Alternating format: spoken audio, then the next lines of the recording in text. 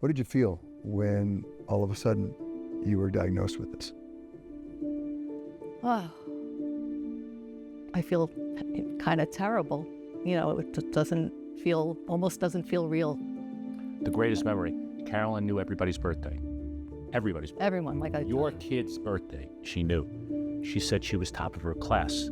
She was number 6 at Syracuse University. Carolyn has felt that it's very difficult for people to appreciate Alzheimer's because you don't get it, right? Like you tell me sometimes that, you tell me sometimes like you don't understand what it is necessarily. Oh, I understand what it is. To me. Oh, to me, you. that I don't. Oh, yeah, you don't understand. We went to Dr. Gittleman, who was a therapist on Long Island, who we first saw for Carolyn to go through, and psychologist, and then things progressed to a different level, and we found a psychiatrist who could then augment speaking and discussions with medicine.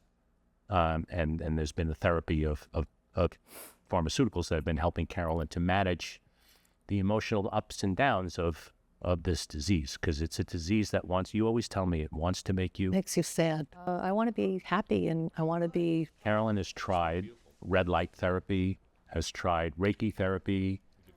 Anything that will lift her spirits and just make her feel better. You know, nothing that can harm her, but just make her the best that she can be. It's been impressive that you are a bonded family. There's no question, right? We do a lot of things together, the girls and Carolyn and myself. She has a speech therapist because of the difficulty in navigating around words. And she describes it as you have to go, sometimes the word is there, but you have to go in many different directions to get around it, to get to that word, because it's tangled. You've heard the reference of tangles in the neurons in the brain. Yes. So then the memories and the thoughts are somewhat tangled. So sometimes you have to go around it to get to a word.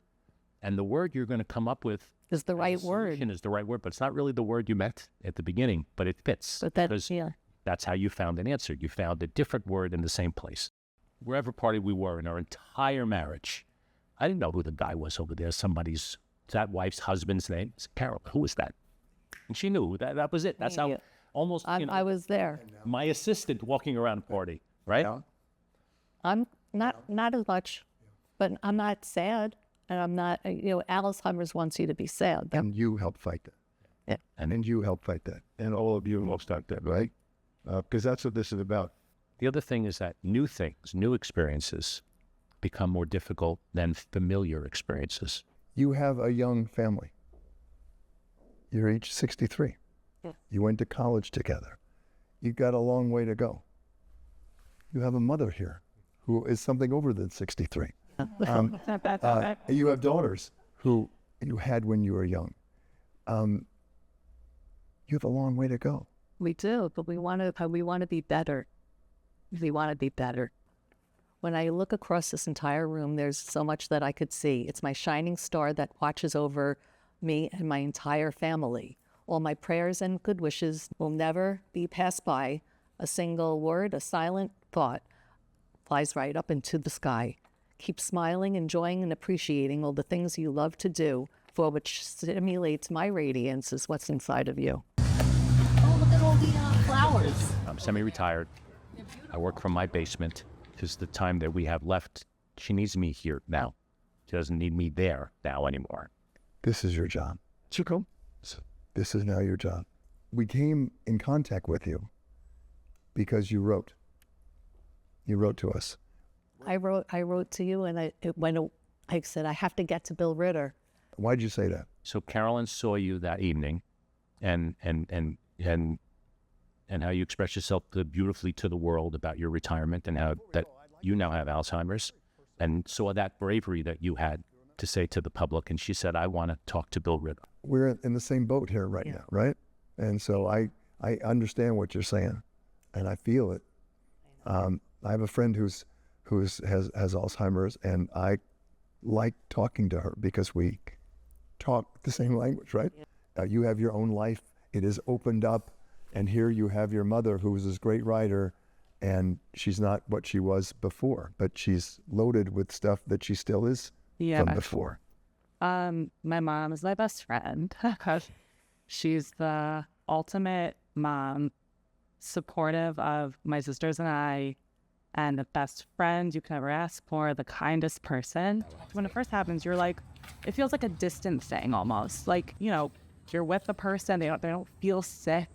Like, you know, they're walking around, you're talking, it hasn't even hit me still. You just, because it's slow. I feel like we're just doing our best and then trying to like live life to the fullest with her. Now that you have 2 kids, Yeah. worry that someday you might have something like this. I do think about it. But I also feel like so much happens in life. Yeah, they're still sad. And like any of us can get anything at any moment. Like crazy things happen. How's this affected? So when I got the news, I was living in Los Angeles at the time, and I had made the decision to move back to New York, and I made the decision to be closer to home and spend more time with her. And you know, if I could just make her day a little bit brighter, then I've done my job. I just try to make her laugh, and like I just try to add some, you know. But don't we always laugh together Always. all the We time? always have that. When we say that this is a family affair, how does that react? How do you react to that? I do believe that we all have our own experience of it individually, and I feel like in some ways it's just sort of taken over. I do feel that we all have our own individual experience with it, and it just sort of feels like it's always around. It's one thing for a child to feel that. It's different when a mom has a mother to deal with this. It's a heartbreak for me that, you know, she's my daughter, she's my life. And I told you what for, it's more the heartbeat. So we're very, very close. And it's very difficult, but, you know, she's still Carolyn. You seem more like sisters sometimes. I just want people to know that Alzheimer's doesn't, you know, it's a scary sentence, Alzheimer's, that you can still be yourself. She's still Carolyn. I am still, she's 100% Carolyn. And we have a lot of life to live and a lot for her to be grateful for. I've been with Gilda almost 10 years. Okay, there you go. And I feel my role is I'm very close to the family, so I feel part of it. But my major role is to take care of her, because I was taking care of her. There's less chance, there's less opportunity in the future than there is right now. So you have to live in the moment. It's a horrific disease that takes its toll on your entire family because of the stress that it gives your family. So we compensate for that by being together as much as we can. I have a friend who I'm talking to every week who has Alzheimer's, and I hope I can call you every week Oh, and you can just call talk. me. Give me your number. There you go. Thank you for coming to us, because I think you have helped a lot of people say, hey, this is what it's like, and you know, we all have to deal with this. Thank you for joining us. One thing I want to say about how you handled your diagnosis, she was so brave and so positive. She would just tell people, her friends, everyone, I have this, and she was proud. She's like, I'm going to fight it. I'm going to do everything that I can. She does. With my kids, when they love their cat, and just in the little moments where I see my son run up to grandma, a cat, and give her a hug and wrap his arms around her, and my daughter runs to her, that's just like so lighthearted and happy.